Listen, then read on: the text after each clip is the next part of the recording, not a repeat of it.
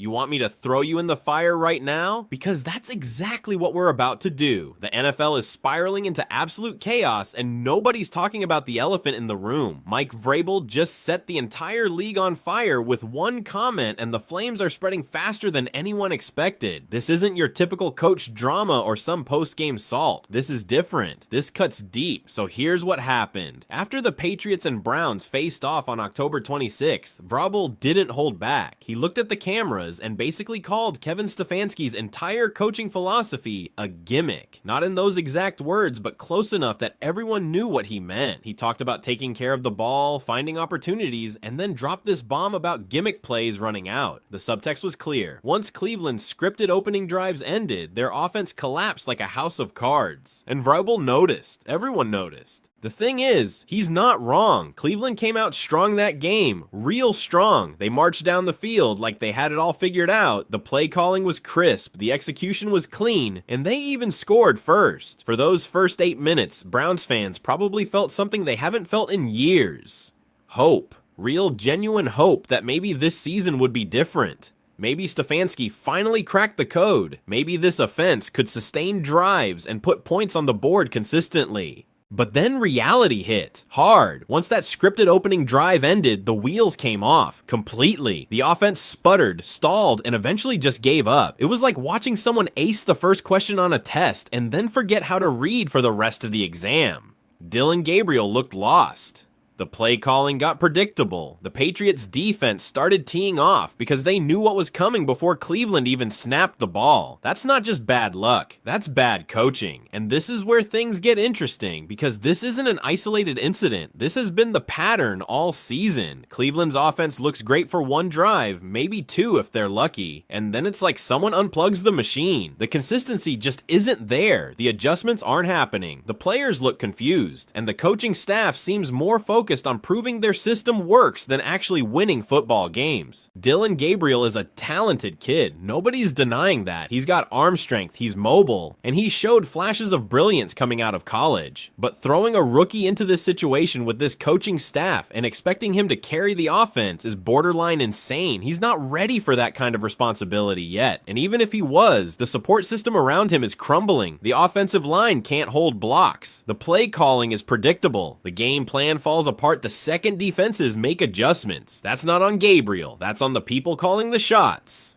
Which brings us to the real issue. The quarterback situation in Cleveland is a complete disaster, and everyone knows it. Shedeur Sanders is sitting on the bench looking perfectly healthy, while Gabriel struggles through growing pains. And before anyone jumps in with the injury excuse, let's be real. Shedeur was seen working out before the game. He was moving fine. He was loose. He was ready, but they won't play him. They refuse to play him, and nobody can give a straight answer why. This is where the conspiracy theories start, and honestly, can you blame people? Because nothing about this situation makes sense from a football perspective. If your starting quarterback is healthy and has shown he can run the offense effectively, why bench him for a rookie who's still learning the system? The only explanations that make sense involve ego, personal beef, or some kind of power struggle happening behind closed doors. And none of those are good looks for anyone involved. Stefanski keeps doubling down on his decisions like he's trying to prove something, like he's more concerned with being right than winning games. That's a dangerous mentality for any coach, but especially one who's already on thin ice with the fan base. Cleveland fans are not patient people. They've been through too much losing, too many false starts, too many promises that never materialize. They're tired, they're frustrated, and they're running out of reasons to keep supporting a coaching staff that seems determined to make the same mistakes over and over. The Patriots game was supposed to be winnable. New England isn't exactly a powerhouse this year. Their roster is rebuilding. Their offense is inconsistent. This was a game Cleveland should have dominated. Instead, they got embarrassed. They gave up a safety. Gabriel threw picks. The offense looked completely lost after that opening script ran out. And the defense, while not terrible, couldn't bail out an offense that kept putting them in bad positions. It was a complete team failure from top to bottom. But here's what really burns. This isn't about one bad game. This is about a pattern that's been developing for years. Stefanski has built a reputation as an offensive mind, but where are the results? Where's the creativity? Where are the adjustments? Good coaches adapt. Great coaches anticipate what defenses are going to do and stay 2 steps ahead. Stefanski seems stuck in this loop where he designs a beautiful opening script, pats himself on the back, and then has no answer when defenses adjust. That's not championship coaching. That's not even playoff coaching. The comparison to other teams is brutal. Look at what Andy Reid does in Kansas City. Look at Kyle Shanahan in San Francisco. Look at Sean McVay in Los Angeles. These coaches constantly evolve their game plans. They adjust on the fly. They put their players in positions to succeed based on what the defense is showing them. Stefanski runs his scripted plays and then seems genuinely surprised when defenses figure it out. That's not innovative, that's stubborn, and the drafting decisions make this whole thing even more frustrating. Cleveland has invested significant resources into building this roster. They've spent high picks on offensive weapons. They've paid big money for veteran players. They've built what should be a competitive team on paper, but none of it matters if the coaching can't maximize that talent. And right now, it feels like Stefanski is actively holding this team back rather than elevating them. The Shadur situation is the perfect example. Here's a quarterback who showed promise, who connected with receivers, who ran the offense efficiently when given the chance. And instead of building on that, instead of developing that relationship and letting him grow, they bench him for a rookie. The message that sends to the locker room is devastating. It tells veterans that their experience doesn't matter. It tells young players that performance doesn't guarantee playing time. It tells everyone that politics and personal preferences matter more than winning football games. Players notice these things. They talk. They see what's happening. And when they lose faith in the coaching staff's decision making, that's when teams completely fall apart. You can survive injuries. You can survive tough schedules, but you cannot survive a locker room that doesn't believe in the coaching staff. That's terminal. That's when seasons go from disappointing to disastrous. The media coverage around this has been fascinating too. Some outlets are defending Stefanski like their lives depend on it. They're manufacturing excuses, spinning narratives, trying to paint this as some kind of long-term development strategy. But fans aren't buying it anymore. They've heard these excuses before. They've been told to be patient before. They've been promised that things will get better before. And every time, it ends the same way. Disappointment, frustration, another wasted season. The calls for change are getting louder by the day. Social media is exploding with Browns fans demanding accountability. Sports talk radio is lighting up with callers who've had enough. Even national analysts are starting to question what's happening in Cleveland. This isn't just local noise anymore. This is becoming a league-wide story about organizational dysfunction and coaching malpractice. What makes this even more painful is that Cleveland actually has pieces to compete. The defense has talent. The roster has playmakers. With competent coaching and consistent quarterback play, this team could be fighting for a playoff spot. Instead, they're fighting amongst themselves, dealing with bizarre personnel decisions and watching their season slip away one confusing decision at a time. The comparison to other teams in similar situations is instructive. When coaches lose the locker room or make consistently questionable decisions, organizations usually act quickly. They make changes. They bring in fresh perspectives. They prioritize winning over protecting egos. But Cleveland seems paralyzed, unable, or unwilling to make the tough decisions that everyone knows need to happen. That's organizational failure at the highest level.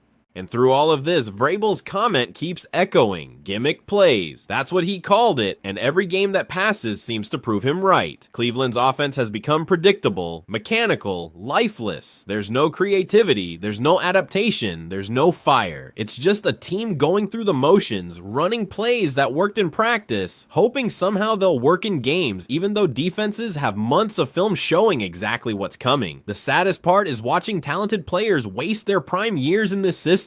Watching receivers run routes knowing the ball probably isn't coming their way. Watching offensive linemen bust their tails knowing the game plan is going to put them in impossible situations. Watching a defense play their hearts out knowing the offense is going to let them down again. That's not football, that's torture. Gabriel deserves better than this. He's a rookie being thrown into an impossible situation with inadequate support and unrealistic expectations. Shadur deserves better than this. He's a talented quarterback being benched for reasons nobody can adequately explain. The entire roster deserves better than this. They're professional athletes who work year-round to compete at the highest level, and they're being held back by coaching decisions that make no sense. The future looks bleak unless major changes happen, because this isn't fixable with minor adjustments adjustments or motivational speeches. This requires fundamental shifts in philosophy, personnel, and accountability. It requires admitting mistakes were made and having the courage to correct them. It requires putting winning above pride. And based on everything we've seen, it's unclear if Cleveland's leadership is capable of that kind of self-reflection.